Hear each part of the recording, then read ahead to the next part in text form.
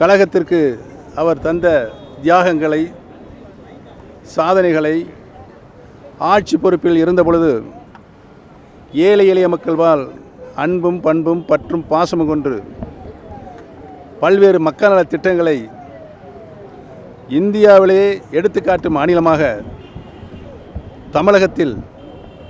தமிழகத்தினுடைய மாநில வருவாயிலிருந்து 52% நிதியை ஏழை எளிய மக்களுடைய